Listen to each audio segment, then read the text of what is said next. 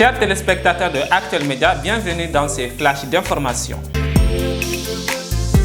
Débutons ces flashs d'information avec l'actualité nationale. La 23e session du conseil d'administration de l'Agence nationale de la météorologie a été ouverte ce jeudi 15 août 2024. Cette session, présidée par Madame la ministre des Transports et des Infrastructures, Dambélé Madina Sissoko, permettra de faire le point des activités au premier semestre et d'échanger sur les actions à mener pour le reste de l'année budgétaire 2024 selon les ministères.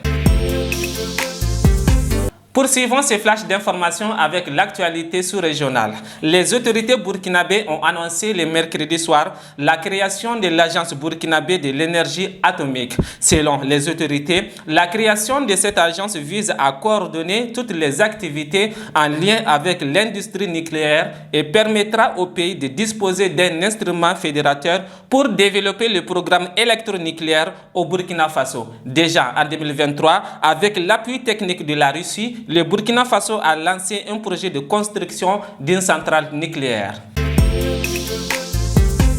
À présent, l'actualité internationale.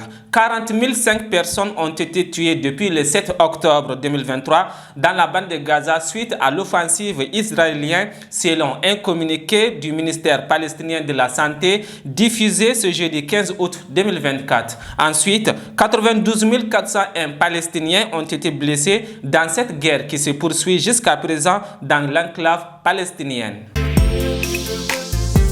Restons dans l'actualité internationale pour boucler ces flashs d'information.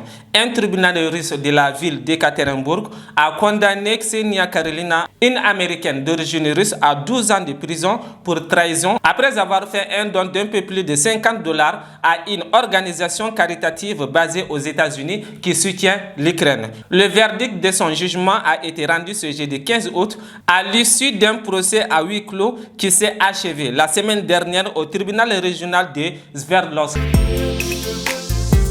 Mesdames et messieurs, voilà tout ce qu'il fallait retenir dans ces flashs d'information. Merci à vous de l'avoir suivi et très bonne suite de programmes sur Actuel Média.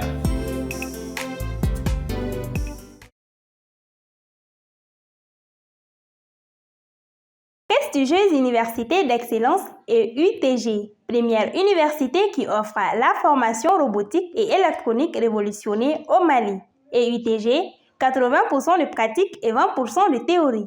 Elle oriente surtout les jeunes vers l'entrepreneuriat, ce qui fait que 70% de ses étudiants deviennent des entrepreneurs.